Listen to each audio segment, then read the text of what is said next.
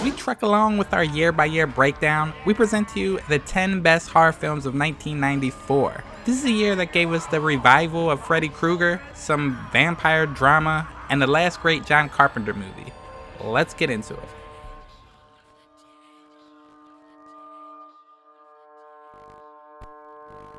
A lonely teenage horror fan discovers a mysterious computer game that uses hypnosis to tailor the game into the most terrifying experience imaginable. When he emerges from the hypnotic trance, he is horrified to find evidence that the brutal murder depicted in the game actually happened, and he's the killer. We've made fun of it a little on this channel, but Brainscan is a fun little early 90s time capsule. It has a computer game premise, it has shameless advertising for Aerosmith's 1993 album Get a Grip. It has a soundtrack featuring the likes of White Zombie, Butthole Surfers, Mudhoney, and Primus. And watching it today will make any person who grew up during this time feel all warm and nostalgic inside. It's not exactly a masterpiece, but the film is a million times better than it has any right to be. On the surface, the film seems a bit like a mashup of Paul Verhoeven's Total Recall and David Cronenberg's Videodrome, as written by R.L. Stine, the 90s Stephen King for kiddies. But the filmmakers actually managed to emerge with an atmospheric, surprisingly immersive work of cinema. Let's also give a shout out to the film's baddie, the Trickster, an odd combination of Freddy Krueger, Mick Jagger, and Beetlejuice.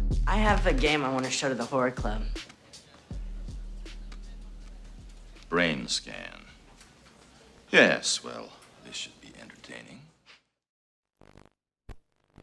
Chunk Industries is experimenting with the ultimate fighting machine, which is part human, part machine. So far, the Hardman project has been unreliable and has killed a number of innocent people. The genius behind this project is Jack Dante, who lives in a world of models, toys, and magazines. When he is fired by the powers who be for killing a few corporate officers, he unleashes the ultimate killing machine called the War Beast against those who have wronged him. The best scene in this movie comes when Dante unleashes his robotic beast for the first time. He programs it to take out another big shot by the name of Scott Ridley. The scene is incredible. You have this average man in Ridley being chased by a robot T-Rex programmed to kill him and stop at nothing to do so. We get a lot of close-ups of Ridley's face as he runs for his life, as well as some first-person shots to put us in his shoes. It almost feels like you're in a video game as he runs through his labyrinth trying to escape. He cuts down different hallways and in different rooms trying to lose the T-Rex, but it's no luck.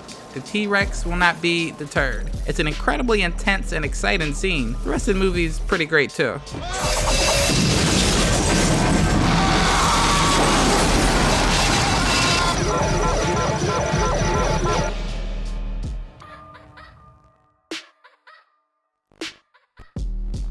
A young law student, Martin, has taken a job as a night watchman at the city morgue as the old watchman retires from his position. The morgue fills Martin with unease, and both his imagination and his friends play disturbing jokes on him. Tangible problems arise when a serial killer gets too close to Martin and his girlfriend. And you know, tangible problems that take place at the creepy morgue doesn't make life easier. All three story threads, Martin's job at the morgue, Martin's personal relationships, the serial killer's course, converge in a surprisingly taut and satisfying third act that is bloody without being exploitive, and terrifying without resorting to jump scares and cheap shots. The identity of the killer, while not a terribly big surprise, is revealed with class and an appropriate amount of understatement. Give it a watch.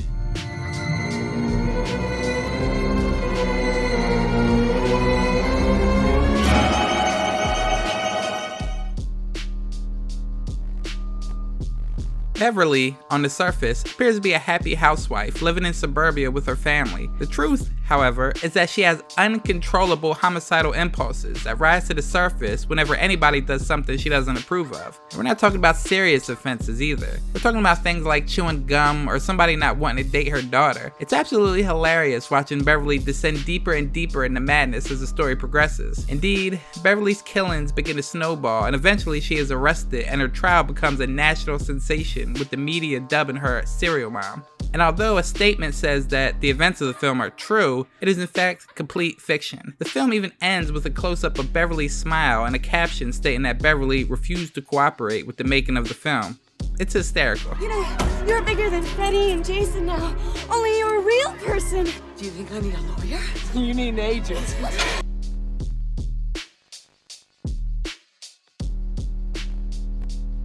Frederick Charles Krueger, infamous dream stalker and the bastard son of a 100 maniac, began as a genuinely frightened character in Wes Craven's original Nightmare on Elm Street. As the Elm Street movies went on, however, Freddy lost his edge and went on to look more like a bad stand-up comedian with horrible one-liners. The character seemed dead in the water with the 6th film of the series, but the late, great Wes Craven brought him back from his rut and made him someone to fear again. This of course helps prove the theory that a truly great Elm Street movie cannot be made without Craven's involvement. FYI, he also co-wrote Nightmare on Elm Street Part 3, The Dream Warriors. When you really look at it, New Nightmare was way ahead of its time. 2 years before Craven gave the horror genre a facelift with Scream, the director released this gem of a movie. As far as the film's plot goes, in a nutshell, Freddy Krueger is a fictional movie villain who invades the real world and haunts the cast and crew responsible for his films. Very meta, quite genius. Miss me?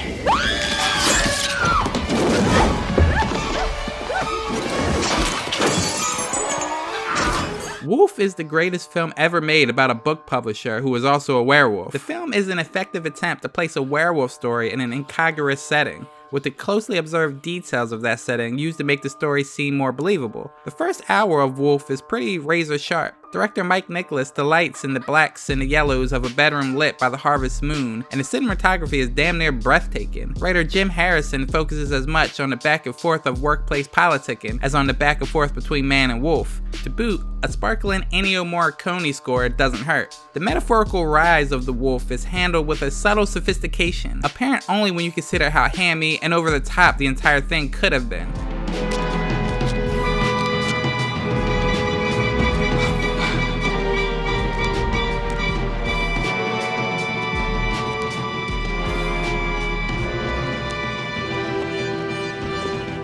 This version of the classic horror tale closely follows Mary Shelley's book. The story begins in the Arctic Sea as the feverish Baron Victor von Frankenstein is rescued by a passion ship. He tells the skeptical captain the ghastly story of how he created a living monster out of exhumed corpses. Frankenstein is indeed extremely faithful to its source material. It does shorten some of the events of the novel and adds a significant event near the end. Nevertheless, this is the first movie version that actually recounts the same story that Mary Shelley originally wrote in 1818, including the framing device of Captain Walton's expedition to the North Pole. Walton provides us with a character that finally offers the creature some sympathy. Unlike most of humanity, he treats the creature as a person, not a monster. He also takes the tragic lessons of the story to heart, learning that sometimes actions can have terrible consequences. This framing device respects Mary Shelley's structure and adds dimensions to the story that previous versions have lacked.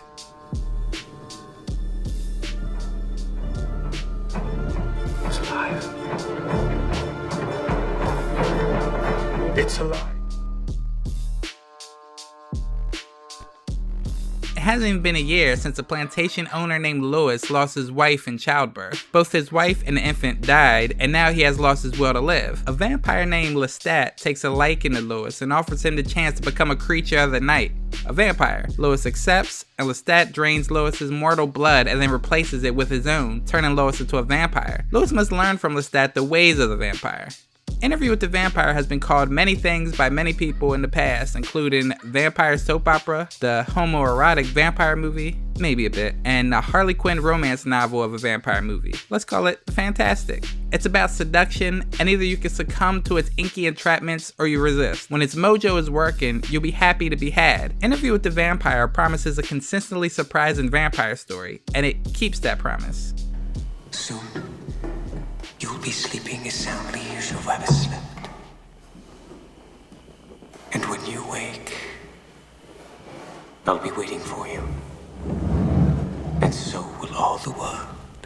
In the Mouth of Madness earns the distinction of being the final John Carpenter movie that actually attempts to tackle a broad, big idea. It's his point of no return picture, acting as a divider between the acidic, headier work that peppered his best years and the minimalist craft showcases that came after. What if religious texts like the Bible gained all of their power from the herd who read and believed in them? And what if a populist horror novelist was able to tap into this hive mind consciousness to the point that his reality becomes interchangeable with our own tangible existence? That's bold, crazy stuff to pack into a 90-minute low-budget horror picture. Granted, all of this is handled with the subtlety of a jackhammer. However, John Carpenter was never an artist known for delicacy, instead staking his claim as a first-class rebel stylist.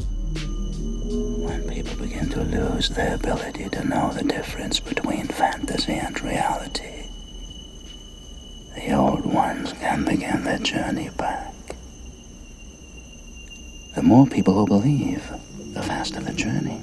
Francesco Dellamarti and his lovable half-wit assistant, Nagi, are caretakers of a creepy cemetery in a small town in Italy. It turns out that their job sucks extra hard, because in this particular cemetery, the dead have a habit of rising from their graves, fully intent on killing anyone that they can get their hands on. Of course, it falls to Francesco and Nagi to kill those who rise from their graves, aptly dubbed returners, and protect the living. It's a job that has heavily bearing tolls on the man's psyche, which doesn't help the fact that Francesco's also looking for romance in all the wrong places. Dark, funny, absurdist, and just plain different. Cemetery Man is a film of many descriptions, but not enough audience. It's not to the taste of everyone, it fails the basic test for stupid zombie fun by failing to be stupid enough. But there are those who will find it fits them all too well, like Martin Scorsese, who called it one of the best films of the 90s. It's a movie about death and a movie about love. It's a movie about the dead who live and the living who are spiritually dead. It's not an easy film, but great films rarely are.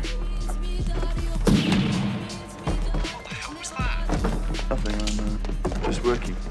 Oh, you know, daily grind. Nothing but the daily grind. Thanks again for watching, guys. And don't forget to share your favorite film of the year in the comment section below.